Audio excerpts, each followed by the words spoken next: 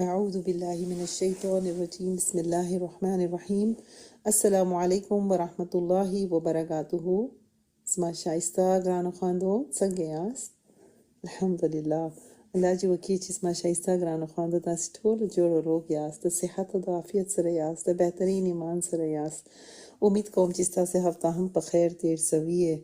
الله سبحانه تعالی موږ ټول په خپل حفظ او امان کې وساتي، هر مصیبت، هر فتنه، هر ناجوړي سره وساتي، هر قسم ازمایش سره موږ ټول وساتي. الله سبحانه تعالی چې دا سخت وخت چې په مسلمانان باندې راغلي دی، الله پاک چې په ټول باندې آسان کې موږ ټول په تقوا کې ډیر کې په ایمان کې ډیر کې. الحمدلله الحمدلله چې دا فتنو په وخت کې الله سبحانه تعالی موږ ته دا شایسته کلاس را نصیب کی. الحمدلله چې موږ ته الله سبحانه تعالی یو شایسته موقع را کړی ده چې موږ د آخرت تیاری وکړو او دا علم په ذریعہ خپل د دنیا هم شایسته کو، آخرت هم شایسته کو. الله سبحانه تعالی چې موږ ټول ته استقامت راکړي، اخلاص راکړي. موږ باید ډېر شکر هم وکړو، باید هر دا شکر وکړو چې الله سبحانه تعالی موږ ته د قرآن نعمت راکړي او دا کلاس را نصیب کی. الحمدلله هر هفته الحمدلله موږ علم زده کوو. موږ ته لپاره الله پاک څنګه آسان کی چې کور ناستي. الحمدلله دا شایسته علم اخو. الله سبحانه تعالی چې موږ ته هم توفیق راکړي چې موږ دا علم قدر وکړو او خپل ځان ته ونه ساتو، نور ته هم دا علم په باره کې ووایو، هغه هم په دا کلاسو کې شامل کو چې یو بل چاته هم دا لار معلوم سي. الله سبحانه تعالی چې موږ ته لپاره دا علم لار هم آسان کی. ګرانو خواندو امید کوم چې تاسو ټول په د آیتو باندې غور او فکر کوئ او په د آیتو باندې عمل کول کوشش هم کوئ. الله سبحانه تعالی زموږ لپاره عمل کول آسان کی، علم اخیستل آسان کی، سبق په یادول آسان کی، امتحانونه زموږ لپاره آسان کی. الله سبحانه تعالی زموږ په ژوند کې دا قرآن او سنت هر عمل چې کوو هغه په ژوند کې راسي، هر بدعت زموږ ژوند سه ایستسي، هر کم شرک چې موږ کول الله پاک چې هغه ټول معاف کړي او زموږ په ژوند کې دا شرک سه وساتو. الله پاک چې موږ ټول شرک سه وساتي، زموږ اولادونه زموږ را روان نسلونه وساتي، زموږ د ایمانو حفاظت وکړي.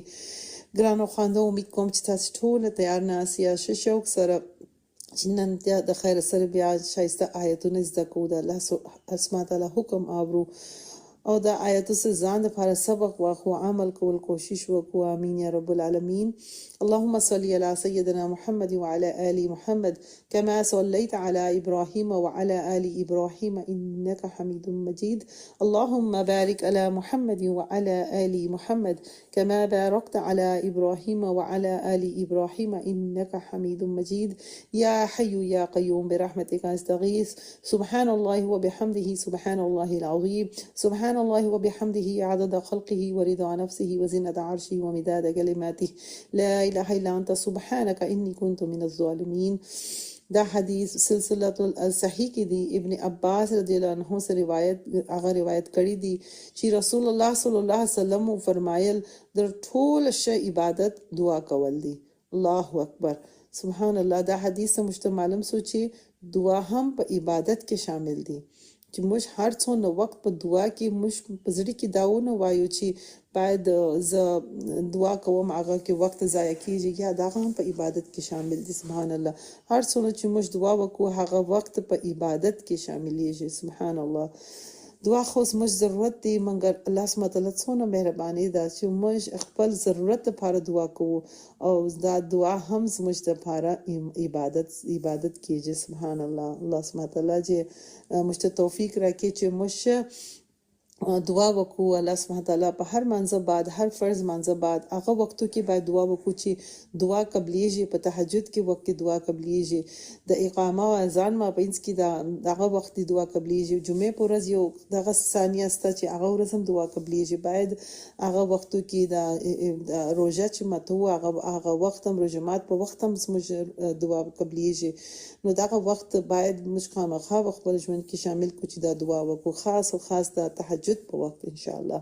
الله سبحانه تعالی دې موږ ته توفیق راکړي چې شه دعا وکړو. امين يا رب العالمين. بسم الله الرحمن الرحیم. اے د اسمانونو او د امزکه مالکه، اے د عرش عظیم مالکه، اے د عزت او د ذلت خاونده، اے د بادشاهونو نه بادشاه، اے الله موږ ستا ګناهکار او خطاکار بندگان یو. زموږ ګناهونه راوبخښي، زموږ خطاګانې راوبخښي. اے رب العزت زموږ صغیره، زموږ کبیره، کوچنی غټ هر ګناه چې موږ کړی ده یا الهي په ورځ مو کړی دی یا شپې په پټ په ښکاره هر رقم هغه ګناه چې موږ په قصد کړي او هغه په ناپامي کې راسوي ټول زموږ څخه معاف کړي. هغه پر ځای زموږ په نامه اعمال کې رب العزت نیکیانو وشته کې یا الله زموږ کوچني کوششونه چې موږ کوو هغه زموږ په نامه اعمال کې وساتي او په غټ کې حساب کې یا الهي رب العزت خپل ګناه څخه موږ توبه کوو، زموږ توبه را قبول کړي. زموږ معبود واسطه د تعریف لایق یې. اے رب العزت زموږ ګناهونه ستا د رحمت ډېر لوی نه دي، زموږ ګناهونه خپل د رحمت سره وبخښي.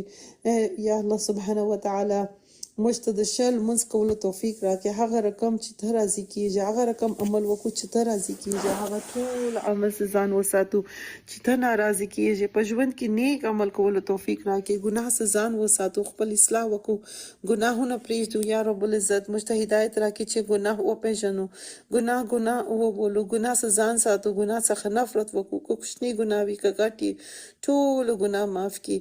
یا الهي موږ ټول ته د نیک خلکو سات را نصیب کړي، نیک عمل کول شوق په زړه کې پیدا کړي.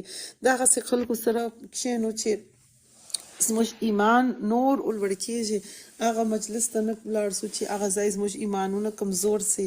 یا الهي موږ ټول ستا د شایسته عبادت کولو توفیق راکړي، زموږ اخلاق شایسته کړي، زموږ عمل شایسته کړي، زموږ د آخرت کور شایسته کړي. یا الهي د قرآن شایسته نعمت شکر وکړو، موږ ته توفیق راکړي. یا رب العزت موږ ته مال چې را کړی ده موږ باید مسکینان، یتیمان، ضرورتمند سره کومک وکړو، موږ ته توفیق راکړي. زموږ زړه را غټ کړي چې موږ چا سره کومک وکړو. هر شي چې موږ خپل ځان دپاره خوښو هغه د بل مسلمان دپاره هم خوښ کړو. یا الهي د بل چا په غم کې او تکلیف باندې موږ خوا بده کو، حسد څخه ځان وساتو. یا الهي موږ ټولو ته توفیق راکړي چې د هر مسلمان حق ادا کو، صله رحمي وکړو، غلطیان معاف کو، خپل ګناه باندې فکر وکړو، د بل چا عیب پټ کو. یا الهي د دا په عوض کې ته موږ ټول معاف کړي، زموږ عیب را پټ کړي. یا الهي زموږ په کورو کې سکون را نصیب کړي، زموږ کوچني او غټ کوششونه قبول کړي او د دین په کارو کې خیر راواچي، برکتونه کښېږدي. د شیطان د وسواس زموږ عمل زموږ زړه وساتي، زموږ زړه د هر ګناه څخه پاک کړي، موږ ټول بهترین مثالونه جوړ کړي. یا الهي زموږ ظاهر او باطن د درواغ څخه وساتي، زموږ په سوچ کې هم خیر راواچي، زموږ او زموږ د اولادو سره د دین کارونه واخلي، زموږ سره د دین کارو کولو کوشش قبول کړي. یا الهي موږ ټول ستا د دین په حدود کې وساتي، د قرآن په آیتو باندې غور او فکر وکړو، عمل وکړو، نور ته مور وشو، قرآن څخه خیر واخلو، د قرآن او د سنت طریقه په ژوند کې شامل کو. موږ ټول د بدعت کولو څخه، شرک کولو څخه وساتي، منافقت تکبر څخه وساتي، درواغ او غیبت څخه وساتي، اسراف او بخیلی څخه وساتي، غفلت او ګناه کولو څخه وساتي، سود او هر حرام شي څخه موږ ټول وساتي. موږ ټول ته هدایت راکړي چې صله رحمي وکړو، ستا حق ادا کو، ستا د کلام حق ادا کو، ستا د بندگان حق ادا کو، د خاوند حق ادا کو، د مور پلار حق ادا کو، د امسایگان حق ادا کو. یا الهي موږ ټول د زړه سختي څخه وساتي. یا الهي مرګ راکه باندې آسان کې، د مرګ په وخت کریمه را نصیب کې، زموږ خاتمه پر ایمان کې، موږ ټول د قبر د عذاب څخه وساتي، زموږ قبر د جنت باغ را جوړ کې، د حشر ورځ آسان کې، نه ممکن نکیر سوال جواب آسان کې، د عرش سایه را نصیب کې، ستا دیدار را نصیب کې، د قیامت پر ورځ زموږ نور را مکمل کې. موږ ته توفیق راکړي چې خپل فکر وکړو، د اولادو فکر وکړو، د خپل عمل فکر وکړو، د آخرت فکر وکړو. موږ ته توفیق راکړي چې موږ په بل چا کې خوبي او خیر ووینو، خپل عیب ووینو، خپل اصلاح وکړو، د بل چا عیب پټ کړو. یا الهي موږ ته دغه په عوض کې ته زموږ عیب را پټ کړي. یا الهي زموږ ایمان را ډېر کړي، زموږ تقوا را ډېر کړي، موږ ټول مؤمنان محسنات جوړ کړي، صادقین او قانتین کې شامل کړي، صابرین کې شامل کړي، موږ ټول انصار الله جوړ کړي، فلاح نصیب کړي، صبغت الله نصیب کړي، موږ ټول د دنیا او د آخرت حسنه راکړي، موږ ټول ستا شکر گزار بندگان جوړ کړي. یا الهي موږ ټول ته د هر سنت او د هر آیت باندې عمل کولو توفیق راکړي. موږ ته توفیق راکړي چې موږ خپل وخت د قرآن په زده کېدو په تلاوت کې تیر کو، عمل پر وکړو. زموږ هر د کا ستا په عبادت کې تیر کو، وخت ضایع نه کو، دا قیمتي ژوند ضایع نه کو، د آخرت فکر وکړو، تیاری وکړو. موږ ته توفیق راکړي چې خپل فکر وکړو، د اولادو فکر وکړو، خپل عمل فکر وکړو، د آخرت فکر وکړو. موږ ته توفیق راکړي چې حق خبرې وکړو، د دنیا د آخرت کامیابی نصیب کړي. موږ ټول ته حق لار را ښکاره کړي، هر شي چې نه حق دی هغه زموږ ژوند څخه ایسته کړي. ستا محبت په زړه کې راواچوي، ستا رسول صلی الله علیه وسلم محبت په زړه کې راواچوي، د قرآن محبت په زړه کې راواچوي، د نیکیان کولو شوق په زړه کې کښېږدي، د دنیا محبت زړه څخه ایسته کړي، آخرت فکر په زړه کې واچوي، د جنت شوق په زړه کې پیدا کړي. یا الهي زموږ نامه اعمال په راسته لاس کې راکړي، په پل صراط باندې په تیزی مبوزه د جهنم د اور سه د دوزخ د اور سه موږ ټوله وساتې. ستا دیدار را نصیب کړي، د عرش سایه را نصیب کړي، د حوض کوثر اوبه را نصیب کړي. موږ ته توفیق راکړي چې حق خبرې وکړو، ستا هدایت راکړي چې خپل اولادو ښه تربیه وکړو، د دین لار دي ته وروښو. زموږ اولادو ته هدایت ورکړي، د متقیان امام جوړ کړي، زموږ لپاره صدقه جاریه جوړ کړي، حافظ قاری جوړ کړي، د دین داعی جوړ کړي، د بد لارو د بد شریکان څخه وساتي، هر فتنه او شر څخه هر مصیبت څخه وساتي، د دوی ته دنیا د آخرت کامیابی ورکړي، د ایمان او حفاظت وکړي، تقوا کې ډیر کې. یا الهي ټول مریضان ته شفای کامله ورکړي، صحت ورکړي، شفا یابي ورکړي، د په دوا کې او په ډاکټر په لاس کې شفا کښې، د تکلیفو او مریضي په ذریعه دې ګناه توی کې درجې بلند کړي. موږ مور پلار وبخښي، زموږ اولادونه وبخښي، زموږ نکاحګانې اناګانې وبخښي، زموږ ټول فامیل وبخښي، زموږ استادان وبخښي، هر خور چې اوس لاس پورته کړی د ټول وبخښي، هر څوک چې وفات شوی دی هغه ټول وبخښي، جنت الفردوس نصیب کړي. الهي هر څوک چې هر مشکل لري هغه ته پر آسانیان پیدا کړي، د مشکل څخه خلاص کړي، چورته فکرونه ډالې کړي. الهي هر خور چې لاس پورته کړی ټول بخشش وکړي، د ټول هر جایز خواست قبول کړي، هر مشکل هر پریشانی لري کړي، ټول سره عزیز سے. یا الهي زموږ استادان په وخت کې په صحت کې برکتونه کښې زیادي ته بهترین اجر په دنیا په آخرت کې ورکړي، دې ته اخلاص استقامت ورکړي، د دې ټول د بهر زموږ ټول صدقه جاریه جوړ کړي. یا الهي یا رحیم یا رحمان رب، ای کریم رب، غفور و رحیم رب، زموږ مهربان رب، زموږ ولی ته، زموږ مددگار یې، زموږ خالق یې، زموږ مالک یې، موږ به ته ما سوا بل څوک نه لرو.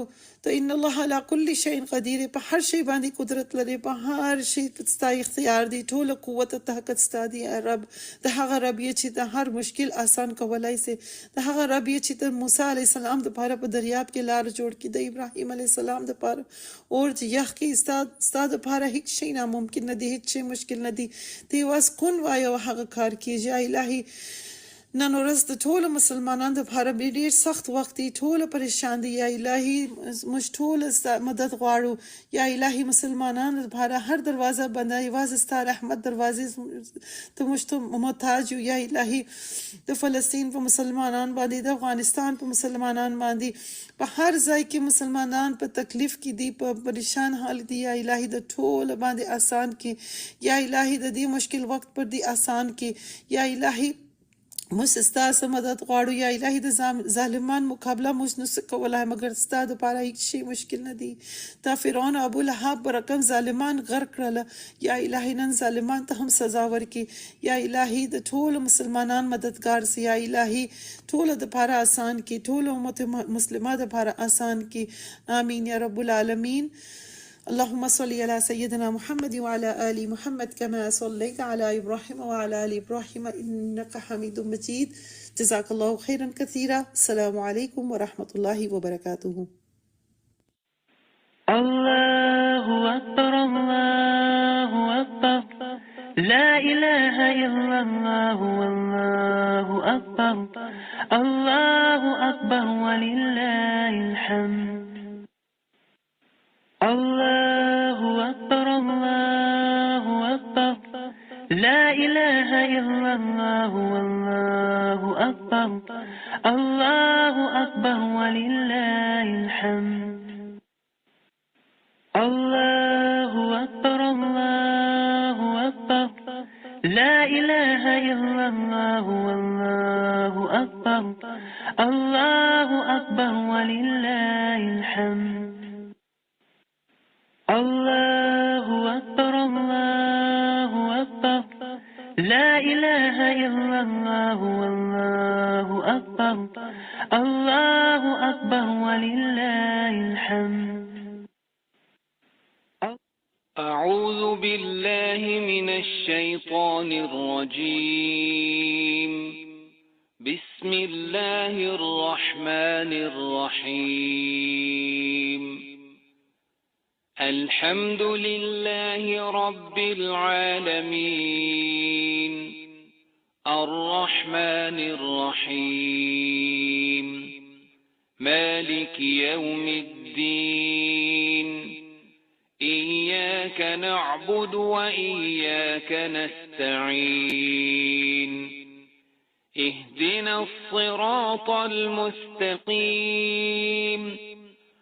صراط الذين أنعمت عليهم غير المغضوب عليهم ولا الضالين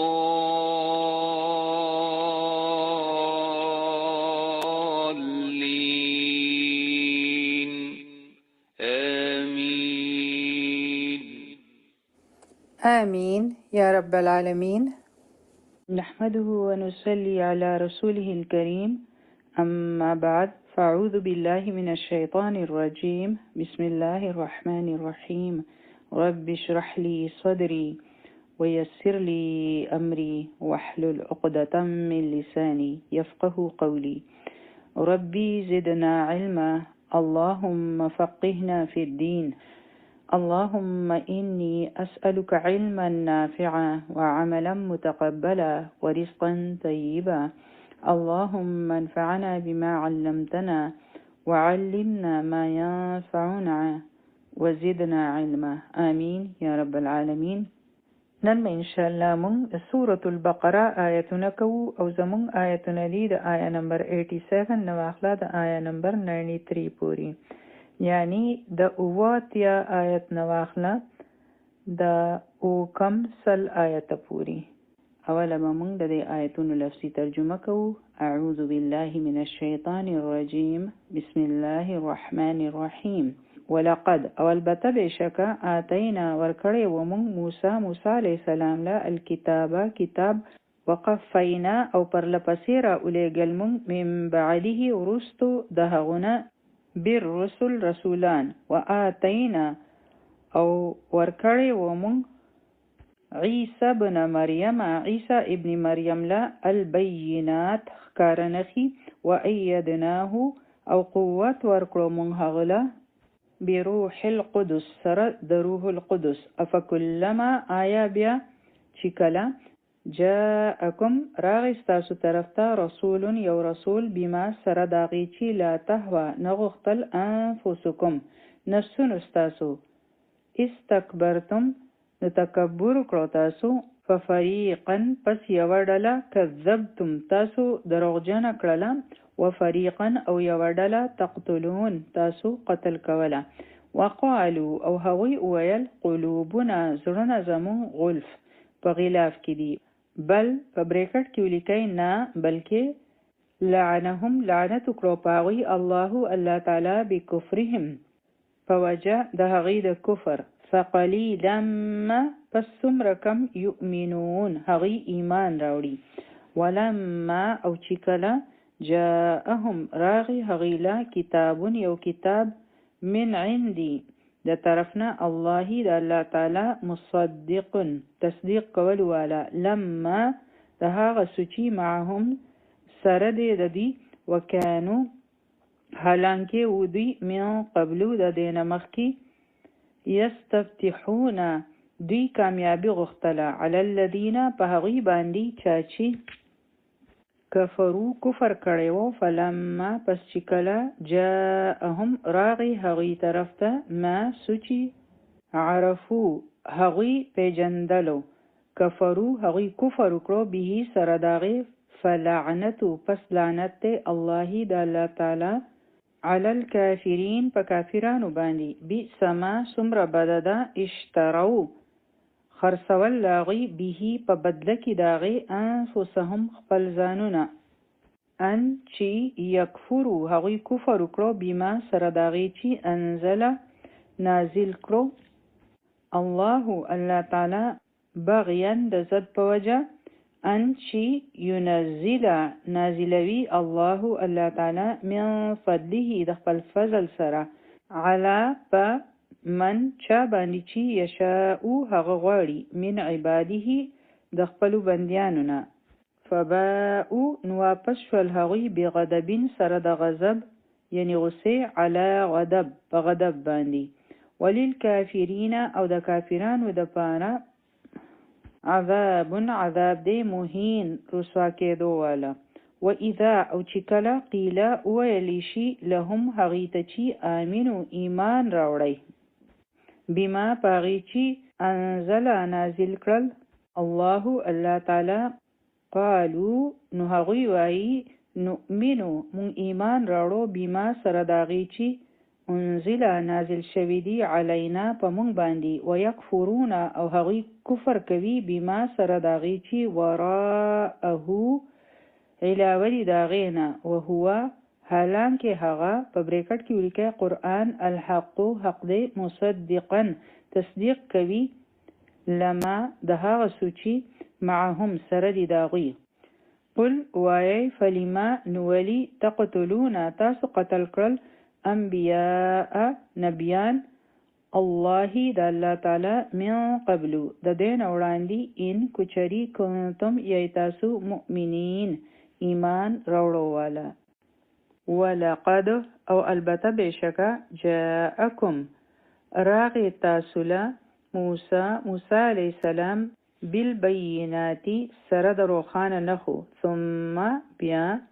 اتخذتم جوړ کړو تاسو العجل سخی په بریکټ کې لیکي معبود من بعده پس د هغې نه وانتم او تاسو ظالمون ظالمان یې واذ او چې کله اخذنا واخیستمون میثاقکم په ښه وعده ستاسو نه ورفعنا او اوچت کړو مونږ فوقکم د پاسه ستاسو الطور تور په بریکټ کې ولیکئ غر خذو ونیسئ ما آتیناکم چې څه درکړي دي موږ تاسو له بقوت سره د قوت واسمعوا او د غور سره واورئ قالو هغوی ویل سمعنا واورېدل موږ وعصینا او نافرمانی وکړه موږ واشربوا او اسکلی شو فی قلوبهم پزړونو کې داغوی العجل د سخی محبت بکفرهم په وجه د هغې د کفر قل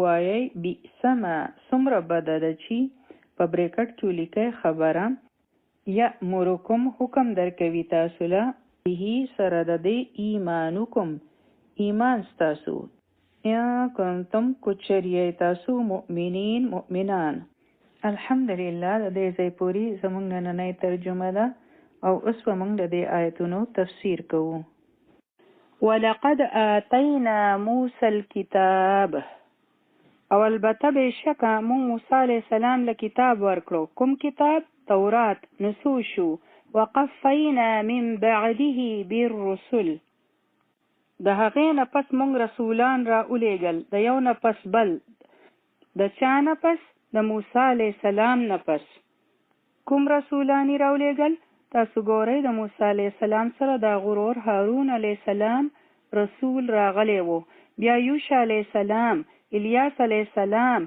بیا یس علیه السلام داود علیه السلام سلیمان علیه السلام یونس علیه السلام یحیی او زکریا علیه السلام او په اخره کې عیسی علیه السلام او د دین علاوه نور هم ډیر راغلی وو مګر عیسی علیه السلام په دوی کې اخیری وو د دې نه پس په بنی اسرائیل کې یو پیغمبر رانغی بیا نبوت شفت شو بنی اسماعیل طرف ته او بیا هلته نبی کریم صلی الله علیه وسلم راغی ډیر زیات رسولان الله تعالی د دې طرف ته راولیږل چې دوی هدایت ته راشي وآتینا عیسی ابن مریم البینات او عیسی علیه السلام له الله تعالی ښکاره نښې واضح دلایل ورکړل او راویلېږلو هغه ښکاره نښې سوې الله تعالی چې ورله کومې معجزې ورکړې وې د هغې نه خو هېڅوک انکار نشي کولی د خاورې نه به یې مرغۍ جوړه کړه په هغې کې به یې پوکې ورکړو نو هغه به ژوندی شوه، مړی به د الله تعالی په اذن سره ژوندی کوو. د چا چې به کوړ مرض و یعنی برګې هغه به یې ټیک کړو. دا نښې وې، دا معجزې میلاو شوي وې هغو ته. وَأَيَّدْنَاهُ بِرُوحِ الْقُدُسِ، او موږ د هغو تایید وکړو د روح القدس سره. د چا؟ د عیسی علیه السلام. او روح القدس څوک دی؟ جبرائیل علیه السلام. په سورة القدر کې جبرائیل علیه السلام ته روح القدس ویلی شوی دی. تنزل الملائکة والروح فیها بإذن ربهم. په دې کې هم هغو ته روح ویلی شوی دی. دغه شان په ډیرو ځایونو کې هغو ته روح ویلی شوی دی. دغه شان په حدیث کې هم حضرت حسان رضی الله عنه یو صحابي و چې هغه به د نبی کریم صلی الله علیه وسلم په مرسته کې شعرونه وی او کفار مکه له جواب ورکولو. نو د هغو دپاره به دعا کوله چې ای الله د حسان مدد د روح القدس په ذریعه وکړه. د دې نه دلیل میلاویږي چې روح القدس جبرائیل علیه السلام و. او بیا یې حسان رضی الله عنه ته هم وی چې ای حسان تو دی له جواب ورکړه، جبرائیل علیه السلام ستا سره دی. جبرائیل علیه السلام روح القدس دی. نو خاص طور د عیسی علیه السلام څنګه تایید شو د روح القدس په ذریعه؟ وګورئ چې عیسی علیه السلام لا پیدا شوی نه و، نو جبرائیل علیه السلام د حضرت مریم په کپړو کې پوکې ورکړی و. نو د هغې سره حضرت مریم علیه السلام پریګننټ شوه، حامله شوه. او د هغې نه علاوه هم چې کله حضرت عیسی علیه السلام په یهودیانو کې و، نو یهودیانو دومره ډیر د هغو مخالفت کړی و چې جبرائیل علیه السلام به د هغو سره د حفاظت لپاره اوسېدو، تر دې چې په اخره کې هغوی دا فیصله وکړه چې دی موږ په سولی باندې وخیژو. او جبرائیل علیه السلام هغه اوچت کړو. نو خاص جبرائیل علیه السلام د عیسی علیه السلام مدد به کوو. هسې خو به جبرائیل علیه السلام ټولو نبیانو له راتلو، لیکن عیسی علیه السلام طرف ته خاص اشاره ولی شوې ده، ځکه چې هغوی به وی چې د عیسی علیه السلام سره کومې معجزې دي نو شیطان دو ته ښایي. نو نه، دا تایید به جبرائیل علیه السلام د هغو کوو، ځکه چې یهودیانو به عیسی علیه السلام نه منو. افکلما جاءکم رسول، آیا هر ځل چې به یو رسول راوړل، صبح راوړل، بما لا تهوى انفسکم، هغه څه چې هغه به ستاسو نفسونو نه خوښول، یعنی داسې احکامات به راوړل چې هغه به ستاسو د خواهشاتو مطابق نه وو. استکبرتم، نو تاسو به د هغې نه تکبر وکړو. ستاسو چې به کومې خبرې نه وې خوښې، نو چې څنګه به هغه خبرې رسول راوړې او اوس دین هم الله دې معاف کړي، موږ داسې غواړو چې دا دې زموږ په خوښه باندې وي چې څنګه زموږ زړه غواړي. بس هغه شان احکامات دې راشي چې کوم زموږ نه کېږي، نو هغه شان دې نه وي. داسې دې وي چې کوم زموږ د خوښې مطابق وي، نو هغه خو بیا موږ منو. لیکن چې کوم ستاسو د خوښې نه خلاف وي، نو د هغې نه تاسو تکبر وکړو. تکبر انسان ولی کوي؟ چې کله انسان د یوې خبرې نه انکار وکړي، چې کله هغه ته خپله خبره لویه ښکاره شي، نو بیا ظاهره ده هغه به انکار کوي. ففریقا کذبتم، بیا یو ګرو تاسو دروغ وګڼو. چې کله یو رسول راغی، نو تاسو د هغو ګرو، د هغو ډله دروغ وګڼله. ډیر زیات رسولان راغلی وو هغوی طرف ته، کنه ما تاسو ته ویلی وو د نبیانو یو ډله خو تاسو هسې ونه منله، او د هغې د پاسه مو څه وکړل؟ هغه مو دروغ وګڼله، باقاعده مو د هغوی مخالفت وکړو. وفریقا تقتلون، او یوه ډله تاسو قتل کړه. تاسو دومره د حد نه ووتی چې تاسو هغوی نشو چپ کولی، نو تاسو څه وکړل؟ هغوی مو قتل کړل. پکار ده چې تاسو خپله اصلاح کړی وی، نو تاسو هغوی قتل کړل. ګورئ، دین تر هغې پورې انسان ته ښه ښکاري چې کله بنده ته د خپلې مرضۍ خبرې میلاویږي، او چې کله د هغو د مرضۍ نه خلاف خبرې وي، نو هغه بیا د دین مخالفت شروع کړي او خبرې جوړې کړي.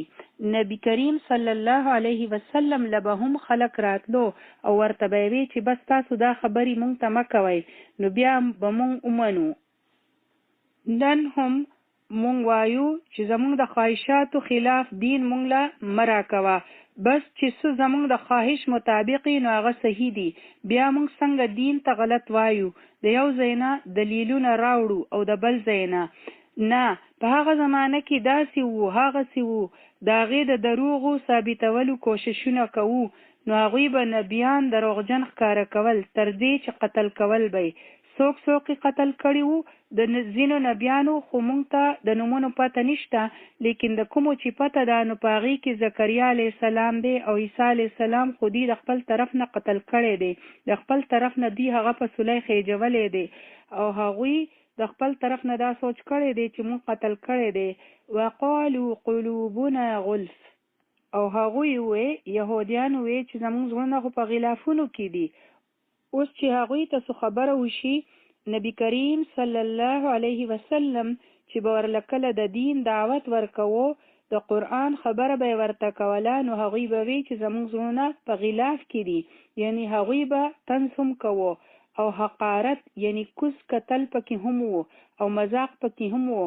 د هغوی د دې خبرې بس مطلب وو چې ځای بل چاته دا خبرې کوي، چې څوک سیده ساده یو بدو کس وي نو هغه ته دا خبرې کوه. زمونږ په زړونو دا خبرې اثر نه کوي، زمونږ زړونه ډېر محفوظ دي، په دې باندې ستاسو د لیکچر یا ستاسو د خبرو اثر نه کیږي.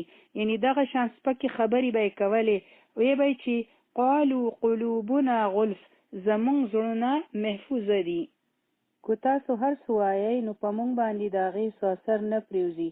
او د دویمه د دې څه معنی ده چې زمونږ زړه د علم د خزانو نه ډک پروت دی. زمونږ سره د تورات دومره غټ علم دی، مونږ ته ستا د علم څه ضرورت دی؟ زه بل چاته ووایه دا هر څه، د دې نوي څیزونه مونږ ته هیڅ ضرورت نشته، زمونږ سره خو خپل دومره علم دی. بلکې الله تعالی فرمایل د الله تعالی غضب وګورئ چې راغی په دوی باندې. داسې نه ده چې د دوی زړونه په حفاظت کې دي او یا د دوی سره د علم خزانې دي.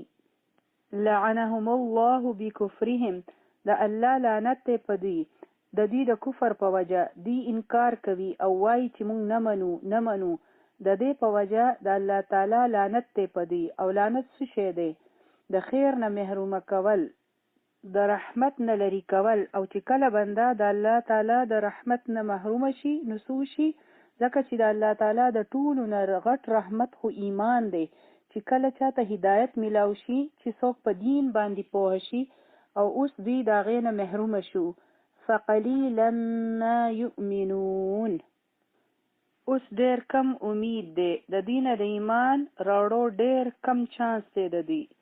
دوی دومره بدنیته دي، حسد والا او تکبر والا دي چې د دوی په زړونو باندې اوس مهر لګېدلی دی. اوس د دوی د ایمان راوړلو چانس ډېر کم پاتې دی، ځکه چې الله تعالی په دوی باندې لعنت ویلی دی. او د الله د لعنت مطلب اوس دا دی چې د الله تعالی رحمت اوس دوی ته نه میلاویږي. حالانکه په مونږ کې ډېر کم خلک دین ته د الله تعالی رحمت وایو، زیات خلک خو پیسې ته، آرام ته او اسایش ته د الله تعالی رحمت وایي. دین خو چاته څه غټ شی ښکاري نه. که څوک د دین نه لرې وي نو دا سوچ نه کوي چې هی دا بنده څومره د غټ خیر نه محرومه دی. که چېرې دا چاته خیر ښکارېدی نو بیا به هغوی چېرته هم د دې نه د لرې کېدو سوچ نه کوو. د دې لپاره به یې منډه وهله چې مونږ زر دا رحمت واخلو. څوک ځان له رحمت نه غواړي.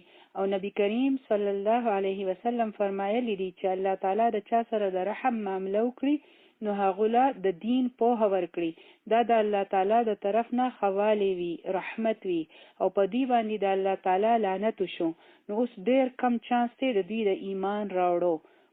ولما جاءهم كتاب من عند الله مصدق لما معهم، او چې کله راغی د دې طرف ته کتاب د الله تعالی د طرف نه. کوم کتاب؟ دلته د کوم کتاب ذکر دی؟ قرآن.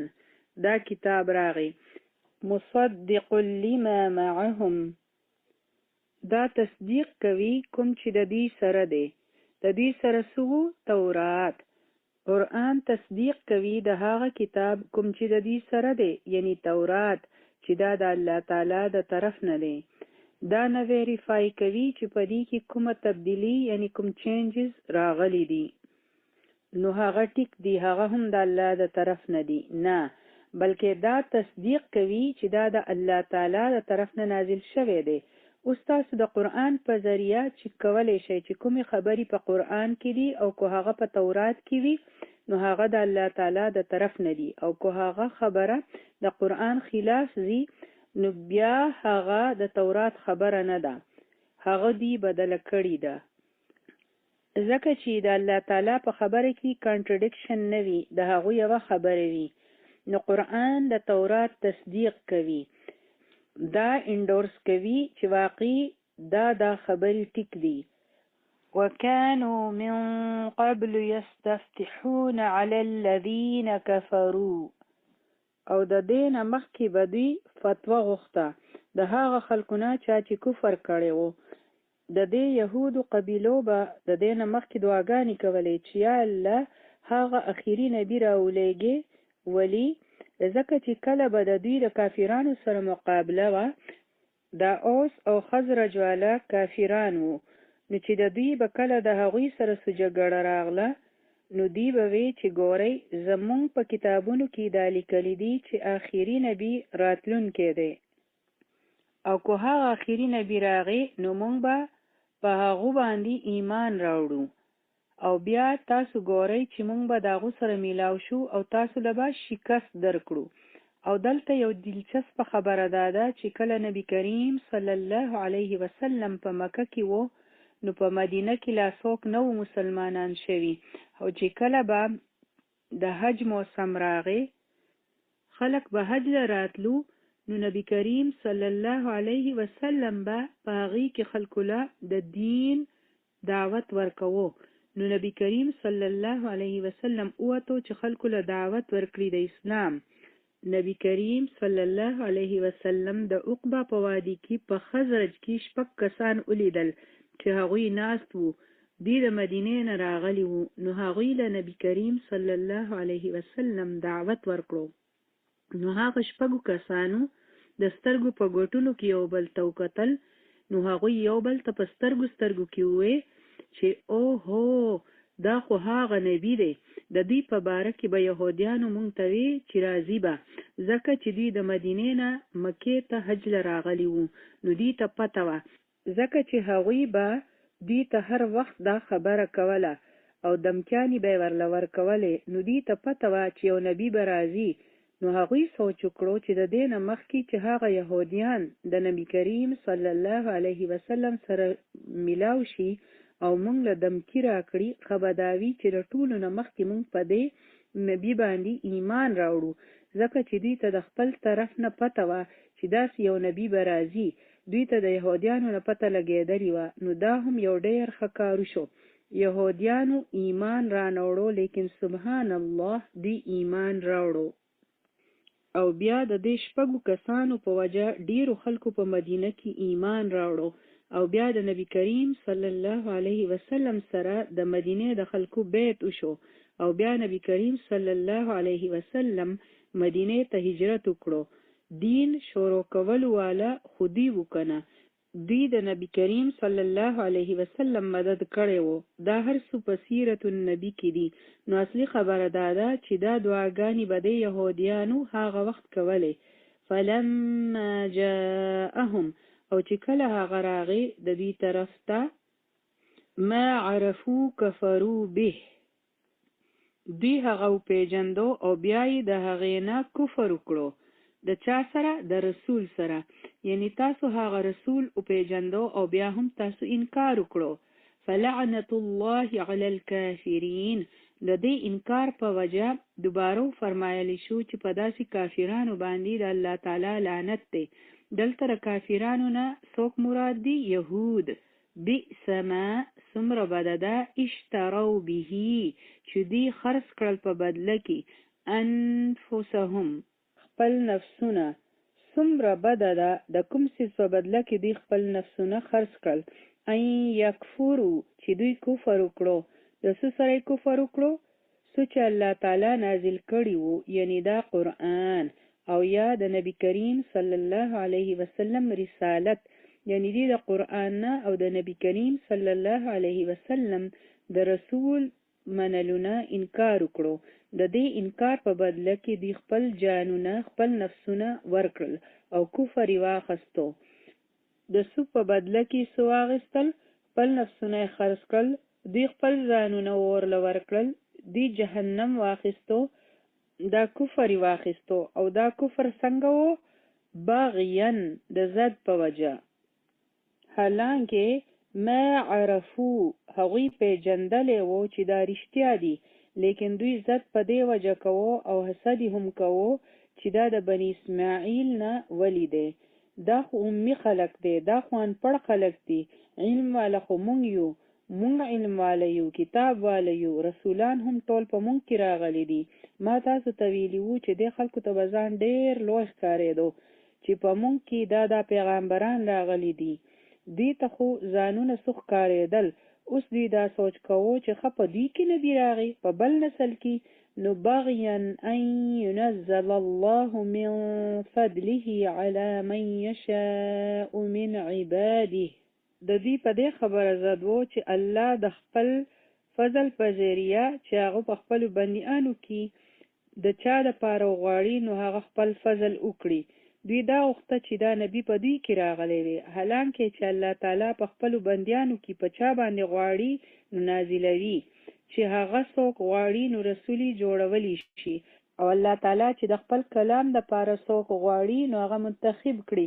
د دوی پرابلم دا دی چې دوی پریجډس دي، ډېر غټ تعصب دی په دوی کې چې موږ ډېر غټ یو، چې د بهر نه به بل څوک نه راځي.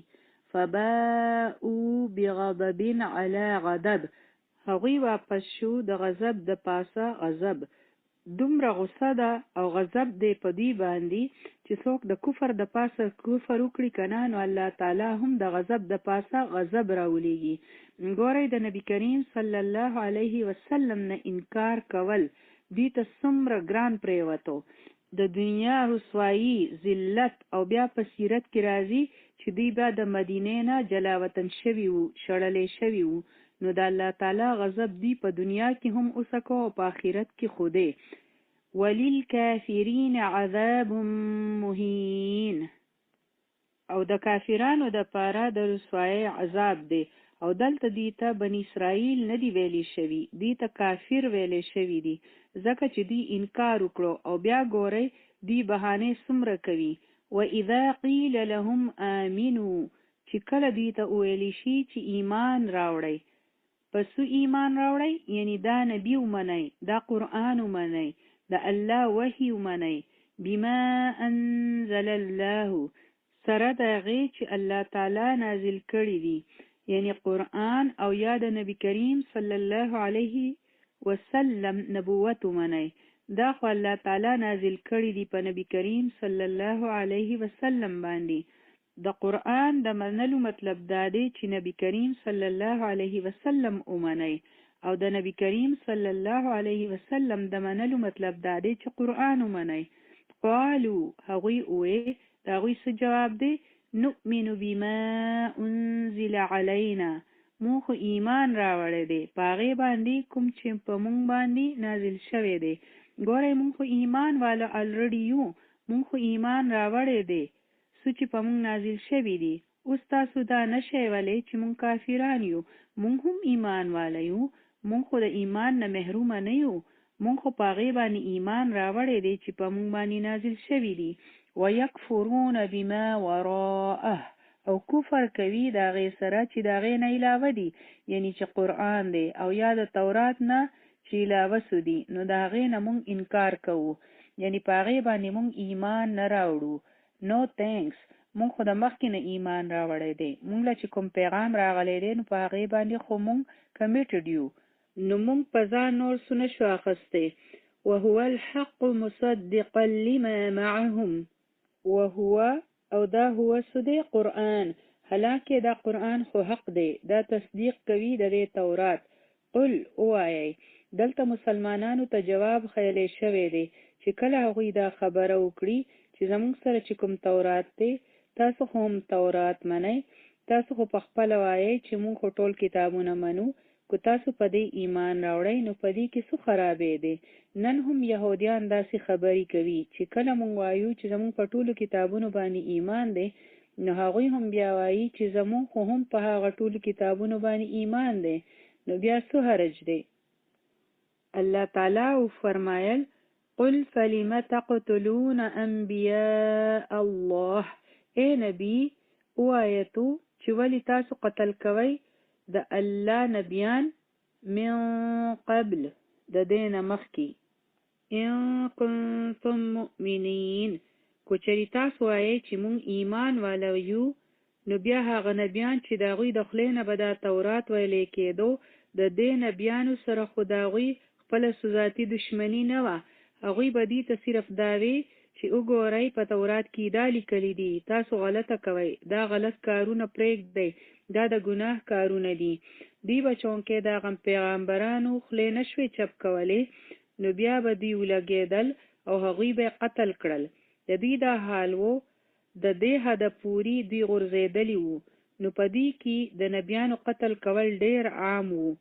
یو عام کس قتل کول څومره غټ د ګناه کار دی او چرته د الله تعالی نبی قتل کول صرف په دې وجه چې هغه زمونږ اصلاح کوي، چې هغه مونږ ته ښې خبرې ښیي او چې څوک سمه خبره کوي نو خلک بیا هغه قتل کوي. نو الله تعالی فرمایل چې تاسو دومره ډېر ایمان والی نو بیا تاسو نبیان ولی قتل کول. د دې خبرې جواب ورکړئ ولقد جاءکم موسی، البته بېشکه راغی تاسو له موسی علیه السلام. دا یهودي مدینه ته ویلی کېږي چې ګورئ ستاسو ابا اجداد طرف ته موسی علیه السلام راغلی و. څه راوړي وو؟ بالبینات، د روښانه نښو سره.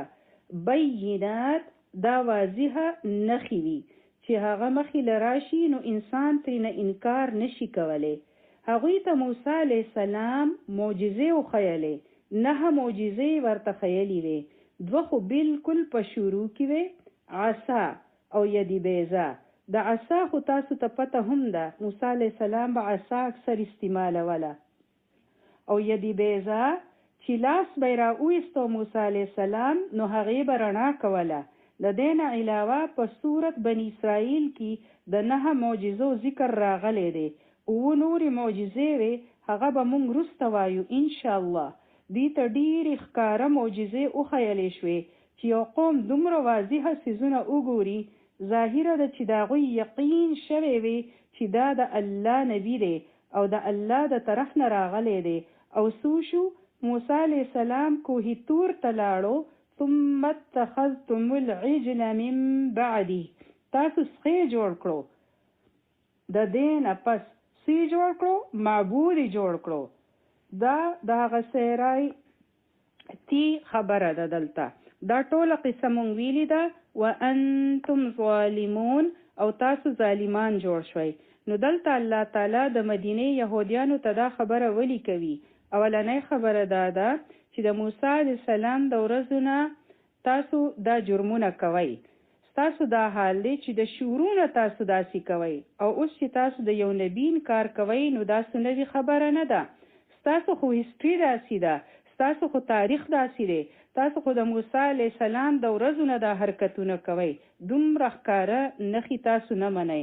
نو اوس نبی کریم صلی الله علیه وسلم به دوی څه منو؟ دوی خو د موسی علیه السلام سره ډیره بې وفایي کړې وه، دغابازي او دوکۍ ورسره کړې وه. او دوی ته ولې دا خبره کیږي؟ ثم اتخذتم العجل، دوی ته ولې ویلې کیږي؟ نو لکه څنګه چې ما تاسو ته مخکې ویلي وو چې په یو حدیث کې هم راځي چې کله په یو ځای کې د ګناه سکار کیږي لیکن چې هلته تبلیغ وشي او د هغې نه انکار وشي، د هغې نه نفرت وشي، نو داسې کس بیا داسې وي لکه چې هغه په دغه ځای کې موجود نه وي. لکه چې مونږ په داسې ملک کې اوسو او زمونږ په مخ کې د ګناه سکار کیږي، مونږ د هغې نه نفرت وکړو او د هغې نه انکار وکړو او مونږ د خپل طرف نه کوشش هم وکړو چې په څه طریقه سره د ګناه دا کار ونشي. نو بیا داسې شوه لکه چې مونږ په دغه ځای کې موجود نه یو او چې کوم کس د هغې نه غایب دی، مثلا دلته نشته، چېرته لرې اوسیږي، مثلا په پاکستان کې اوسیږي یا په افغانستان کې اوسیږي، او دا غلط کار د زړونه هغه غواړي او خوښوي، نو هغه کس داسې دی لکه چې دلته موجود وي، حالانکه هغه سمندر پار اوسي، لیکن که هغه د دې ځای څو خرابې خوښوي او هغه وایي چې دا خو ډېر ښه کار دی او داسې کار په کار دی، نو پوه شئ چې هغه هم په دې خرابۍ کې شامل دی. نو هغه خلک خو ډېر پخوا تیر شوی دی او صدۍ تیرې شوي دي، خو دوی به بیا هم د هغوی کارونه جسټیفای کول، هغه کارونو ته وی صحیح ویل، هغه به ورته صحیح ښکارېدل، او ځکه دوی ته ویلی شو چې تاسو به د سخي سجده کوله، دوی به خپل ابا او اجداد ته یعنی خپل نیا نیکو ته به غلط نه وي چې هغوی په غلطه وو، چې هغوی له داسې کول نه و پکار، هغوی به یې نه کریټیسایز کول، نو تاسو ظالمان یې، یعنی هغه شرک کول والا تاسو هم یې، څنګه چې شرک د ټولو نه غټ، ځکه چې شرک د ټولو نه غټ ګناه دی. بیا را روان آیت تاسو وګورئ، دا هم هغه آیت دی چې موږ مخکې ویلی دی، وَإِذْ أَخَذْنَا مِيثَاقَكُمْ وَرَفَعْنَا فَوْقَكُمُ الطُّورَ خُذُوا مَا آتَيْنَاكُمْ بِقُوَّةٍ، چې کله د دې نه پخه وعده واخیستې شوه، د څه څیز وعده ترېنه اخیستې شوې وه د بني اسرائیلو نه، هغه وعده چې تاسو به په تورات په عمل کې راولئ، د دې به پابندي کوئ، چې کله موسی علیه السلام تورات راوړی و چې تاسو به دا منئ او په دې به ځئ، نو دوی وی چې دا خو ډېر مشکل دی، موږ خو په دې نه شو تللی، لکه څنګه چې موږ وایو نن چې د قرآن احکامات ډېر مشکل دي، په دې خو نن څوک نشي تللی، نو دا خبره به هغوی هم کوله چې په دې تلل ډېر ګران دي، موږ په دې نه شو تللی. الله تعالی څه وکړل؟ کوهي تورې راواخیستو او د دوی په سرونه یې اوچت کړو او څه یې وویل؟ خذو، ونیسئ ده، ما آتیناکم بقوة، چې تاسو له څه درکړی شوي دي، نو دا د مضبوطۍ سره ونیسئ. نو بیا دوی پخه وعده وکړه چې ها نیسو مونږ به دا وعده پوره کوو، ټیک ده. نو دا میثاق ولې اخیستی شوی و؟ وعده ترېنې ولې اخیستی شوې وه؟ میثاق څه دی؟ دا یو عهد دی، دا یو کمیټمنټ دی، د پابندۍ عهد دی، پخه وعده ده، ځکه چې کله انسان وعده کوي که نه، نو بیا هغه پوره کوي، چې کله انسان څه هم وعده وکړي نو بیا بنده په هغې پوخ ولاړ وي، لکه چې تاسو وایئ چې څه وکړم، ما دا کار خو نه کوو، خو اوس ما وعده کړې ده، ظاهره ده چې ما وعده کړې ده نو اوس ما ته کول دي، نو دا یو کمیټمنټ وي. نو چې تر څو پورې واده نه وي نو انسان د الله د کلام صحیح حق نشي ادا کولی، کمیټمنټ ضروري وي، ځکه د هغوی نه دا وعده اخیستې شوې وه، د هغوی نه د فرمانبردارۍ وعده اخیستې شوې وه چې تاسو به په دې باندې ځئ چې په دې کې کوم حکم دی. ولې زموږ نه هم څه وعده اخیستې شوې ده؟ هر مسلمان د خپل رب سره یو خاموشه وعده کړې ده. د څه وعده؟ د بندګۍ، د غلامۍ. تاسو په منځ کې څومره ځله وایئ ایاک نعبد و ایاک نستعین، نو دا ایاک نعبد کوم یو عهد دی چې یا الله زه صرف ستا عبادت کوم، تاسو د الله سره وعده کوئ، ان العهد کان مسئولا، او دا عهد چې دی، وعده چې ده، نو د دې به تپوس کیږي. دا تاسو چې د الله سره کومه وعده کړې ده چې ای الله زه نه صرف ستا عبادت کومه او کومه به، دا مضارع دی، په دې کې د موجوده وخت او د راتلونکي وخت دواړو معنی راځي چې یا الله زه اوس هم ستا عبادت کوم او په راتلونکي وخت کې به هم ستا عبادت کوم. د دې عهد په باره کې به تپوس کیږي چې کله انسان عهد وکړي، چې کله هغه وعده وکړي، نو بیا هغه آزاد نه وي، هغه داسې وي لکه چې ځان یې تړلی وي. تاسو وعده وکړه او خپل ځان مو وتړو چې کله تاسو د بندګۍ عهد وکړو، او که اوس تاسو وایئ چې زه خو آزاده یم، زه دا حکم نه منم، هغه حکم نه منم، نو اوس تاسو سره څه چویس پاتې نه شو، تاسو عهد کړی دی او اوس په خپله ژبه تاسو لګیا یئ، نو بیا خو تاسو دروغ وایئ په منځ کې، د ورځې څومره ځله ایاک نعبد وایې او په ژوند کې مو د هغې هیڅ آثار په نظر نه راځي. ژوند دې داسې ښکاري چې بالکل آزاد دی. ژوند داسې دی چې موږ د چا د لاندې نه یو. زما مرضي ده چې څه کومه نو کومه به. زه خو آزاد یم، او چې کله تاسو د خپلې مرضۍ غلامان یې نو بیا خو تاسو د الله تعالی غلامان نه یې. که تاسو دا نه وی ویلی چې زه صرف د الله غلامه یم نو بیا به هم صحیح وه. یو طرف ته تاسو وایئ چې زه صرف ستا غلامه یم او بیا خپله مرضي کوئ. یو خو مونږ عهد الس کړی دی او دا عهد هم مونږ روزانه کوو. نو د هغوی د پاسه خو الله تعالی تور اوچت کړو. په مونږ باندې هم الله تعالی د مصیبتونو غرونه اوچتوي چې مونږ واپس کمیټمنټ وکړو. لیکن مونږ ته اکثر یاد نه وي.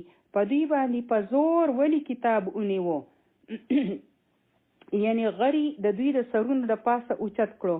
مونږ خدا خبره کوو کنه چې په دین کې هیڅ زبردستی نشته. څوک پچا زور نشي کولی. دا خو زما پرسنل معامله ده. په دې کې تاسو د خلاندازي نشئ کولی او په دوی باندې خو غر اوچت کړی شو چې دا کتاب ونیسئ. د دوی سره خو زبردستی وشوه. ولی په شریعت کې په بنده باندې زبردستی کیدی شي؟ بعضې خلک د دې داسې زبردست جواب ورکوي. هغوی وایي چې لا اکراه فی الدین. دا هغوی ته ضرور یاد وي. که هغوی ته د قرآن نه هیڅ هم یاد نه وي خو دا آیت ورته ضرور یاد وي چې د آیت الکرسی نه پس لا اکراه فی الدین لیکلی شوی دی. د دې مطلب دی چې په دین کې هیڅ زبردستی نشته. نو بیا ولی تاسو مونږ ته وایئ چې مونځ وکړه؟ تاسو ولی مونږ ته وایئ چې دا ګناه مه کوئ؟ تاسو ولی مونږ د دې هر څه نه منع کوئ؟ په دین کې خو هیڅ زبردستی نشته. په دې باندې ولی بیا زبردستی وشوه؟ د دې جواب یاد ساتئ. دا خبره صحیح ده چې لا اکراه فی الدین، لیکن دا آیت د مسلمانانو د پاره نه دی. دا د چا د پاره دی؟ دا د کافرانو د پاره دی. یعنی تاسو یو کافر په زبردستی سره نشئ مسلمانولی چې زه به تا مړ کړم که چېرې تو مسلمان نشوې. داسې تاسو نشئ کولی. دا مونږ مسلمانان چې وایو چې اسلام د تورې په زور خور شوی دی نو دا خبره صحیح نه ده. مسلمان ته د الله تعالی د طرف نه دا order دی، دا حکم دی چې هغه زبردستی نشي کولی. تاسو څوک په زور باندې نشئ مسلمانولی. نو دا خبره یاد وساتئ. دا د هغو خپل چویس دی. دا د هغو اختیار دی او هغو له الله تعالی ورکړی دی. که هغه اسلام نه راوړي نو ټیک ده، په هغو هیڅ زور نشته. پوه شوئ په دې خبره؟ ها، لیکن چې کله یو کس مسلمان وي نو د لا اکراه فی الدین دا د هغو د پاره نه دی. هغو ته به منل وي. بیا تاسو دا نشئ ویلی چې زه به مونځ نه کومه، روژه به نه نیسمه. ما ته څوک په زبردستی سره نشي ویلی. زمونږ ائمه کرام او فقها دومره غټې غټې سزاګانې بیان کړي دي. بلکې امام ابو حنیفه رحمه الله خو یو هلکه سزا دا بیان کړي ده چې په جیل کې واچوي چې څوک بې نمازه وي چې تر څو پورې هغه توبه نه ویستي. او بعضې فقها خو وایي چې قتل دي شي ځکه چې قتل کمه سزا ده او د اخرت سزا خو ډیره غټه ده. دا داسې ده لکه چې تاسو په دې ملک کې نه اوسېږئ چې کله تاسو د دې ملک نه بهر یې د دې ملک قانون بیا په تاسو باندې نه لاګو کیږي. ټیک ده چې که څوک بل ځای یې نو خپله مرضي کوي. لیکن چې کله تاسو دې ملک ته راننوځئ، بورډر مو کراس کړو، اوس تاسو د دې ملک په حدود کې داخل شوئ، نو اوس به تاسو ته د دې ځای قانون منل وي. پوه شوئ په دې خبره چې کله تاسو د اسلام نه بهر یې نو بیا هیڅ زور زبردستی نشته. که څوک لغړ ګرځي، که څوک بیا هر څه کوي، په هغوی باندې د اسلام احکامات نه لګي. لیکن چې کله هغوی مسلمانان شي نو اوس تاسو خپلې مرضۍ نشئ کولی. اوس به تاسو ته اسلام فالو کول وي. که بهر وی نو بیا ټیک وه. اوس به تاسو ته د الله په مرضۍ باندې تلل وي ځکه چې تاسو اعلان وکړو چې زه مسلمان یم. اوس تاسو د اسلام په حدود کې داخل شوئ. نو په دې خبره ځان ښه پوهه کړئ ځکه چې اکثر خلک بیا وایي چې تاسو مونږ ته ولې وایئ چې زموږ څه مرضي نو هغه به کوم. نو مونږ له پکار ده چې د هغوی د خبرې جواب راځي چې کله تاسو یو ملک ته ننوځئ نو د هغې قانون بیا تاسو منئ. او بیا په هغه قانون باندې ځي. که څوک د یو ملک قانون نه مني نو بیا هغه ته سزا میلاویږي. نو دوی هم کمیټمنټ کړی دی. د هغه وخت مسلمانان دي. اوس دوی دا نشي ویلي چې نه دا د کتاب قانون خو ډیر سخت دی، دا شریعت خو ډیر مشکل دی، دا مونږ نشو منلی. نه، نو د هغوی د پاسه تور اوچت شوی و او مونږ ته هم ویلی شوي دي واعتصموا بحبل الله جمیعا، یعنی زمونږ نه هم یو دا وعده غستې شوي ده چې د الله تعالی رسۍ په مضبوطۍ سره ونیسئ. یعنی دا قرآن زده کړئ، دا وایئ، په دې ځان پوهه کوئ. د قرآن 5 حقوق دي، دا هم اعتصام دی. واعتصموا ونیسئ. اوله څه دی؟ یعنی په دې باندې ایمان راوړئ. اولنې حق دا دی. دویمې دا دی چې دا وایئ، ټیک شوه. دریم دا دی چې په دې ځان پوهه کړئ. څلورم حق دا دی چې په دې باندې عمل کوئ. او پنځم حق دا دی چې نورو خلکو ته هم ښیئ. نو د دین هم دا وعده غستې شوې وه چې دا د قوت سره ونیسئ، په مضبوطۍ سره ونیسئ. یعنی د ژوند د بدلولو چې کوم کتاب دی نو د دې سره مضبوط تعلق وساتئ. او د دې نه کمیټمنټ اخیستی شوی و. نو یو کمیټمنټ ستاسو نه په دې کلاس کې هم اخیستی شوی دی چې کله تاسو رجسټریشن وکړو نو دا هم یو کمیټمنټ دی. ټیک ده؟ تاسو څه کمیټمنټ کړی دی چې زه به دا کلاس اخلم، سبق به میم، په دې به ځان پوهه کوم، د دې دپاره به زه وخت وباسم. نو دا نن چې تاسو ناست یې نو دا څنګه ممکنه شوه؟ ځکه چې تاسو کمیټمنټ وکړو. نو دا کمیټمنټ په انسان باندې کار کوي. دغه شان چې کله ستاسو نه ټسټ اخیستی شي، ځینې خلک وایي چې موږ ټسټ نه ورکولی او هغوی په دې وجه کمیټمنټ نه کوي. هغوی وایي چې زموږ ټسټ ورکول نه دي خوښ، نه به موږ ټسټ ورکوو، نه به ګروپ اخلو. نو دا خبره ده ده چې خذو ما آتیناکم بقوة. د دې طریقه دا ده چې ستاسو نه ټسټ واخیستی شي، دا به تاسو څنګه په مضبوطۍ سره نیسئ. او د مضبوطۍ سره د نیوو به څه طریقه وي؟ دا ټسټ چې دی که نه، د دې په وجه به ستاسو علم مضبوط جوړ شي. ټیک شوه؟ یعنی ګروپ اکټیویټي د څه دپاره وي چې تاسو په قوت سره ونیسئ. یو وي چې تاسو صرف واورېدو نو بس، لیکن که تاسو صرف واورئ او بیا درته هیڅ یاد نه وي نو بیا تاسو څه زده کړئ؟ واخلئ دا د مضبوطۍ سره، د قوت سره. اکثر خلک وایي چې ډېر ښه درس و، ډېره مزه وه، خو چې کله د هغوی نه تپوس وشي چې په درس کې څه و، نو هغوی بیا وایي چې دا خو راته یاد نه دي. نو بیا دا لا څنګه علم دی؟ داسې علم خو بنده له هېڅ فایده نه ورکوي. په دې وجه د دې علم د مضبوطولو دپاره چې تاسو ته فایده ورسي نو ځکه بیا ستاسو نه ټسټ اخیستې کېږي او دا ګروپ اکټیویټي کېږي، ځکه چې تاسو ته د حاصلولو احساس وشي او تاسو یاد وساتئ د هغې نه پس هم چې پوخوالی راشي په تاسو کې. که څه علم نقصان ورکولو والا علم وي، بیا د بنده نه وخت لاړ شي او بنده وایي چې کاش ما هغه وخت ورکړی وي. نو په دې کې ستاسو فایده ده. دا څیزونه ستاسو د کتاب سره د مضبوط تعلق جوړولو مدد کوي. نو الله تعالی فرمایل چې خذو ما آتیناکم بقوة. د هغوی دپاره هم حکم و او زموږ دپاره هم دا حکم دی.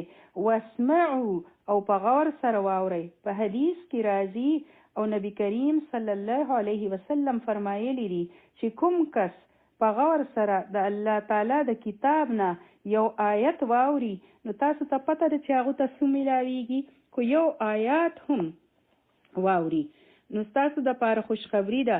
تاسو خو ماشاءالله دومره ډېر آیاتونه اورئ او د دې نه مخکې هم ولګوئ، ځکه چې اوس موږ دا دی 92 آیته پورې راغلو او کوم مخکیني ورسره ولګوئ نو تقریبا 100 آیتونه تاسو واورېدل. نو چې کله یو کس د الله تعالی آیت په غور سره اوري نو د هغو دپاره د کثرت نه زیات، یعنی ډېر زیاتې نیکۍ ولیکلی شي. یعنی هغه یو نیکي نه وي، هغه به خوره شي، هغه به ډېره زیاته شي، دومره ډېره به شي تاسو ته پته هم نشته چې هغه به څومره زیاته شي. سبحان الله. بل داسې اجر چېرته تاسو ته میلاویدی شي. نو په غور سره اورئ. په دې وخت چې تاسو کوم وخت د قرآن لپاره کمیټ کړی دی په دې وخت کې بل هیڅ کار مه کوئ، په غور سره اورئ نو هله به تاسو ته هغه اجر میلاو شي. نور ټول کارونه پرېږدئ. ټوله هفته د ستاسو سره د کارونو دپاره، د لوښو دپاره، د صفایانو دپاره، د لامبلو وینځلو دپاره، په دې وخت چې قرآن تاسو د کوم ټایم ورکړی دی تاسو دی لکه نه، نو دا د الله تعالی ټایم دی، د الله تعالی د اطاعت ټایم دی. دا وخت تاسو ډیډیکیټ کړی دی، ډونیټ کړی مو دی. په دې کې بل هیڅ کار مه کوئ. حضرت فضل بن عیاض ډېر غټ عابد زاهد و. هغه به فرمایل چې د علم 5 درجې دي. اولنۍ درجه دا ده چې بنده خاموشه کېناستل زده کړي. که موږ چوپ کېنو نو وابورو. که چېرې تاسو په فون باندې خبرې کوئ، ټکسټینګ کوئ، او که تاسو د چا سره چیټینګ کوئ، نو دا هم خبرې کول دي که نه. نو د ویلو سره علم نه راځي. د علم اولنۍ درجه دا ده چې تاسو خاموشي اختیار کړئ. اوله خپله خوله بنده کړئ، بیا تاسو علم زده کولی شئ. دویمه درجه څه ده چې په توجه سره واورئ. دا به زده کول وي تاسو ته، اورېدل به وي. نو په دې باندې کار وکړئ او دا سیوا کړئ، په غور سره اورېدل، د توجه سره اورېدل. درېمه درجه دا ده چې څه اورئ نو هغه یاد ساتئ. دا د علم درېمه درجه ده چې څنګه کلاس خلاص شي او په ماښام کې څوک تپوس وکړي چې تا نن څه اورېدلي وو په کلاس کې. ما ډېر ښه اورېدلي وو، خو پته نشته چې څومره اورېدلي وو. نو یاد ساتل ضروري دي. او څلورمه درجه دا ده چې څومره اورېدلي دي نو په هغې باندې عمل وکړئ. او پنځمه درجه دا ده چې څه زده کړئ نو هغه نورو خلکو ته هم ورسوئ. چې څه واورئ نو هغه علم خوروئ، چې څومره یې خورولی شئ. چې په کوم مجلس کې کښېنئ هغه هر څه نورو ته ووایئ کوم چې تاسو اورېدلی وي. نو د علم 5 درجې دي. د یوې نه پس بله درجه راځي. اوله به تاسو خپلې خبرې کموئ، 2-2.5 غنټې خاموشه کېناستل ګران کار دی. لیکن چې کله تاسو خاموشه کېناستل زده کړئ نو بیا هله تاسو په غور سره اورېدی شئ. چې کله تاسو د اورېدو سره سره خپلې خبرې هم کوئ نو څه به تاسو زده کړئ. او چې څه واورئ نو هغه په خپلو دماغو کې یاد وساتئ، ریوایز کوئ. نو انشاءالله یاد به وي درته. 2-3 ځلې ضرور دوهراوئ، صرف ترجمه. او انشاءالله چې تاسو ته یاد وي نو بیا به ستاسو په عمل کې هم وي. او چې بیا تاسو سکار کوئ نو دا خبره به مو ذهن له راځي چې ها دا خبره مونږ ویلې وه، او بیا په عمل کې هم راځي انشاءالله. او بیا ظاهره تاسو یو شی هر ورځ ریوایز کوئ نو په خورولو کې به اسانتیا وي تاسو ته. هغه خبرې به بیا ستاسو په ژبه باندې فورا شروع شي. نو دا د الله تعالی حکم دی چې اورئ اورئ او اورئ. موږ خلکو ته دا هم وایو چې که تاسو ټیک دا سټوډنټان نشئ جوړېدی نو ایټلیسټ راشئ باورئ. لیکن د ځینو خلکو دپاره اورېدل هم ډېر ګران وي، په هغوی بوج وي. هغوی وایي چې اورېدی هم نشو، ځکه چې په زړونو د غفلت پردې وي، د ګناهونو پردې وي، د دنیا د محبت پردې وي.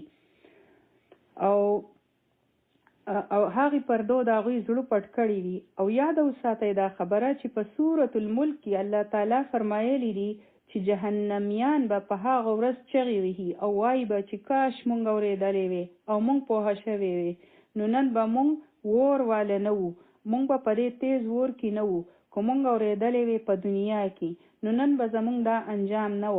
ځکه چې کله انسان اوري نو بیا خو یې زړه چېرته هم بیا خو یې په زړه باندې چېرته نه چېرته خبره ولګي چې بنده اوري نو یو ورځ داسې راشي چې په کاڼي باندې هم اوبه پرېوځي نو ډېره موده پس په کاڼي کې هم سورې وشي. ها دا جدا خبره ده لکه چې مونږ ویلي وو چې ځینې زړونه د کاڼو نه هم زیات سخت وي. که زړونه دومره سخت شي نو بیا بنده بې حسه شي. لیکن که زړه وي د کاڼي نه یعنی که دا زړه د کاڼي نه سخت نه وي شوی نو بیا په اورېدو سره انشاءالله په هغې ضرور اثر کېږي. او دلته د دې خبرې نه پته لګي چې اورېدل هم ضروري دي، صرف د الله کتاب ویل پوره نه دي. ځینې خلک وایي چې موږ په کور کې سبق وایو، موږ ته د اورېدو ضرورت نشته. او الله تعالی فرمایلی دي چې واسمعو، ځکه چې د اورېدو سره جدا اثر وي. تاسو په خپله هم وایئ لیکن اورئ ضرور. نو هغوی به څه وی؟ هغوی به وی قالو سمعنا وعصینا، چې چې مونږ واورېدل خو مونږ منو نه، مونږ نه منو، نافرمانی وکړه مونږ. الله اکبر. دا وړه خبره نه ده چې ځینې خلک واوري او هغوی په زړه کې دا خبره منلې وي چې مونږ نه منو. یعنی چې خلک اورېدلې خبره داسې کړي لکه چې مونږ اورېدلې نه ده، په یو غوږ واوري او د بل نه وځي. یعنی په غوږ کې خبره لاړه او په یو غوږ کې خبره لاړه او په بل غوږ باندې ووته. یاد نه وي. ځکه چې مونږ څه کوو چې یاد ساتو؟ مونږ خو عمل کوو نه، مونږ خو فیصله کړې ده چې مونږ منو نه. او داسې به یې وي چې سمعنا وعصینا. که چا به اعتراض کوو چې دا له تاسو څه وایې چې مونږ واورېده خو مونږ منو نه، نو هغوی به وي چې نه مونږ خو داسې نه دي ویلي، مونږ خو ویلي دي چې مونږ واورېده او مونږ ومنله. نو هغوی چې 2000 کاله مخکې خبره کړې وه نو هغه هم دغه کار دوی د نبي سره کوي. یعنی دا اوسني یهودیان چې وو د نبی کریم صلی الله علیه وسلم په وخت کې، ټیک ده، د هغوی ابا او اجداد به هم دغه وي او د دوی هم دغه رویه وه. دوی هم خبره واورېده، دوی ته هم پته وه خو دوی مني نه. نو داسې خلکو ته به بیا څنګه هدایت میلاویږي چې کله هغوی دا فیصله کړې وي چې که مونږ ته خلک هر څه ووایي خو مونږ به یې نه منو. مونږ له هم سوچ پکار دی. مونږ د قرآن په کلاس کې ناست یو اورو، چېرته داسې خو نه ده چې ما په زړه کې دا فیصله کړې وي چې ټیک ده دا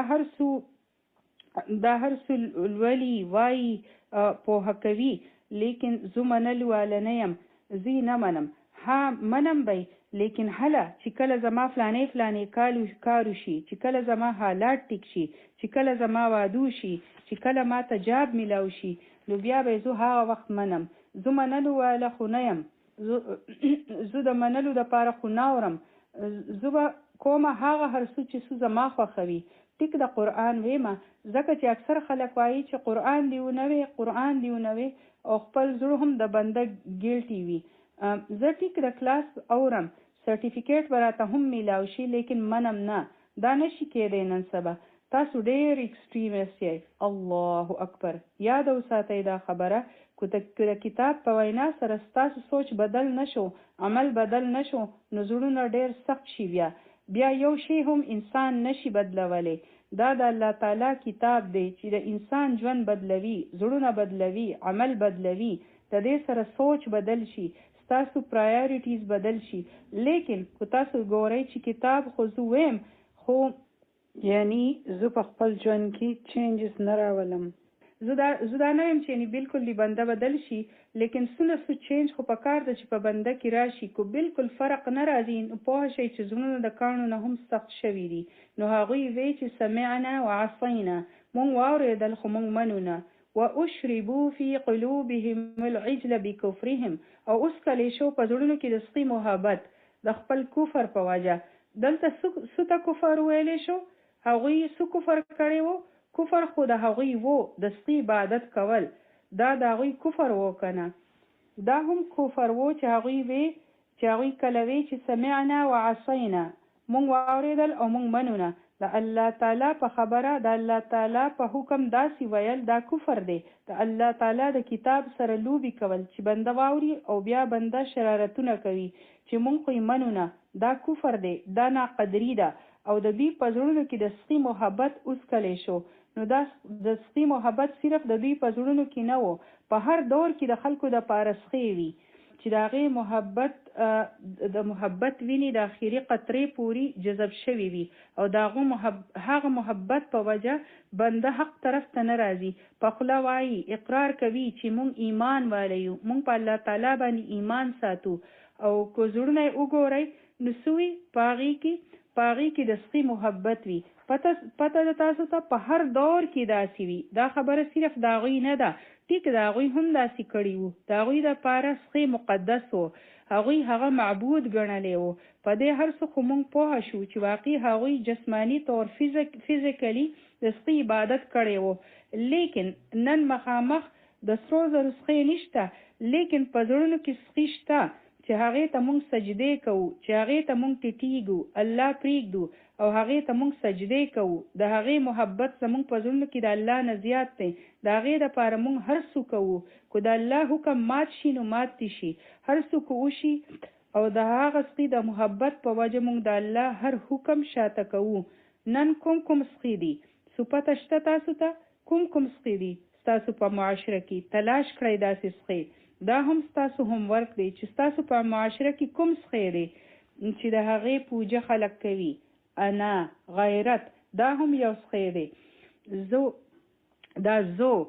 ولې د بل لپاره ومنم زه به خپله کومه زه ولې د بل خبره ومنم چې زه ولې هغو ته ځان ښکته کړم زما مرضي دا زه چې دی که نه نو دا یو څښی دی دا زما انا دومره ډیره ده چې زه دا نشم کولی ځان نشم ښکته کولی دغه شان مال هم یو څښی دی د دې مال د حاصلولو دپاره انسان د الله تعالی حکمونه ماتوي د دې مال پوجه کوي دې ته ټیټیږي او دې ته سجدې کوي دا هغه خدای جوړ شي د چا دپاره خاوند داسې جوړ شي چې د هغو خواهشات پوره کول د هغوی د ژوند مقصد جوړ شي د خاوند خبره دومره لویه شي چې بنده د الله تعالی حکمونه هم د هغې دپاره ماتوي او د ځینو خلکو دپاره دنیاوي مجلسونه چې په هغې کې بېهوده خبرې وي فضول تماشې وي دا مجلسونه او محفلونه د هغوی دومره خوښ وي د دې سخي محبت د هغوی په زړونو باندې سکلی شوي وي په زړو کې جذب شوي وي دا مجلسونه یې دومره خوښ وي چې دا نشي پرېښودی دا مجلسونه د هغوی اله جوړ شي که د الله قرآن پرېښودل وي نو هغه پرېږدي د الله د ذکر مجلس پرېږدي دا مجلسونه موږ نشو پرېښودی د دې محبت داسې په زړونو باندې سکلی شوي وي ننوتې وي بیا د ځینو خلکو دپاره د کور محبت دا هم د هغوی په زړونو باندې سکلی شوي وي کور عجل وي د هغوی دپاره د الله تعالی په مقابله کې او هغې له موږ د رب مقام ورکړي دي د دې کورونو دپاره موږ اوسو د دې دپاره موږ برو نو د هر چا دپاره یو څښی دی چا څو څښی جوړ کړي وي او چا څو موږ له موږ خپل ځان ته کتلي چې چېرته موږ خو څوک څښی نه دی جوړ کړی په خپلو زړونو کې ولې موږ الله خپل معبود جوړ کړی دی او که نه دننه نور داسې څښي دي چې د هغې موږ پوجه کوو الله دې معاف کړي د هغوی په زړونو کې د څښي د تقدس جذبه دومره ډېره وه چې په هغې پسې داسې لیوني وو نو بیا الله تعالی د هغې محبت د هغوی په زړونو کې واچوو ټیک ده بیا ستاسو د دې سره محبت دی نو دا محبت بیا ستاسو روغ جوړ شو هغه یې پرې اوس کو بیا دا ډېر زیات زموږ دپاره د سترګو کلا وهلو والا آیت دی قل بئس ما یأمرکم به ایمانکم هی ووایه ای نبی څومره خراب حکم درکوي تاسو له سره د دې ایمان ستاسو یعنی څومره خراب حکم درکوي ستاسو ایمان تاسو له د کفر حکم درکوي دا تبصره ده یعنی هغوی به وایي چې موږ مؤمنان یو موږ هم تورات منو موږ زبور هم منو موږ هم الله منو نو جګړه په څه خبره تاسو وایئ چې محمد ومنئ نو ایمان والا خو موږ یو هم مونږ خو هم شریعت منو د موسی علیه السلام تاسو هم هغه منئ نو هغه هم مونږ خپل نبی منو مونږ هم ایمان والا یو تاسو وایئ چې دا خو ایمان والا نه دي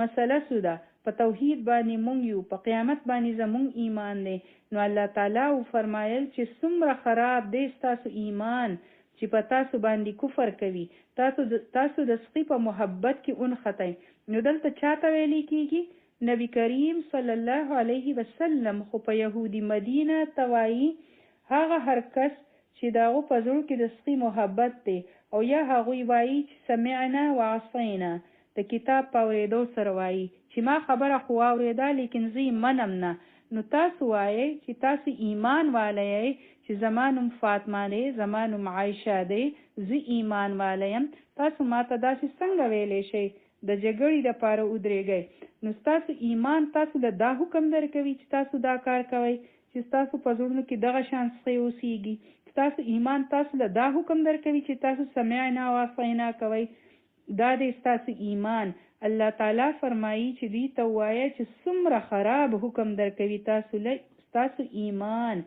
ان کنتم مؤمنین کو چېرې تاسو واقعي مؤمنان یې نو ولې تاسو داسې ویلی شئ نو د الله د کتاب متعلق د ایمان والا داسې طرز عمل وي تو دا وخو کوي چې زه ایمان والا یم لیکن ستاسو عمل سوایي او ستاسو په زړو کې د چا محبت مختی دی دا خو د ایمان سره بالکل نه میچ کیږي. ګورئ د عمل سره ایمان پیوستیږي. تاسو ځان ته ایمان وایئ او بیا د هغې نه پس تاسو وایئ چې موږ نه منو. ولی تاسو ایمان داسې حکم درکوي تاسو له د دې آیت نه صفا پته لګي که ایمان بغیر د عمل نوي نو هغه اکسپټبل نه دی، هغه نه دی قبول. ځکه چې الله تعالی تپوس کوي چې کوم ایمان داسې دی چې هغه بنده د خرابي حکم ورکوي، نو هغه کوم ایمان دی په دنیا کې چې بنده د الله تعالی کتاب واوري او مني نه. اصول خدا دی چې ونه د خپل میوې نه پیژندی شي. نو دا ستاسو څنګه ایمان دی چې ستاسو په زړه باندې داسې چې په تاسو باندې داسې کارونه کوي؟ ستاسو میوه څه ده؟ الله اکبر. سبحان ربك رب العزة عما يصفون وسلام على المرسلين والحمد لله رب العالمين. سبحانك اللهم وبحمدك نشهد أن لا إله إلا أنت نستغفرك ونتوب إليك. تلاوة وعليه. ولقد آتينا موسى الكتاب وقفينا من بعده بالرسل وآتينا عيسى ابن مريم البينات وأيدناه بروح القدس أفكلما جاءكم رسول بما لا تهوى أنفسكم استكبرتم ففريقا كذبتم وفريقا تقتلون وقالوا قلوبنا غلف بل لعنهم الله بكفرهم فقليلا ما يؤمنون ولما جاءهم كتاب من عند الله مصدق لما معهم وكانوا من قبل يستفتحون على الذين كفروا فلما جاءهم ما عرفوا كفروا به فلعنة الله على الكافرين. بئس ما اشتروا به أنفسهم أن يكفروا بما أنزل الله بئس ما اشتروا به أنفسهم أن يكفروا بما أنزل الله بغيا أن ينزل الله من فضله على من يشاء من عباده فباءوا بغضب على غضب وللكافرين عذاب مهين. وإذا قيل لهم آمنوا بما أنزل الله قالوا نؤمن بما أنزل علينا ويكفرون بما وراءه وهو الحق مصدقا لما معهم قل فلم تقتلون أنبياء الله من قبل إن كنتم مؤمنين. ولقد جاءكم موسى بالبينات ثم اتخذتم العجل من بعده وأنتم ظالمون. وإذ أخذنا ميثاقكم ورفعنا فوقكم الطور خذوا ما آتيناكم بقوة واسمعوا قالوا سمعنا وعصينا وأشربوا في قلوبهم العجل بكفرهم قل بئس ما يأمركم به إيمانكم إن كنتم مؤمنين. نحمده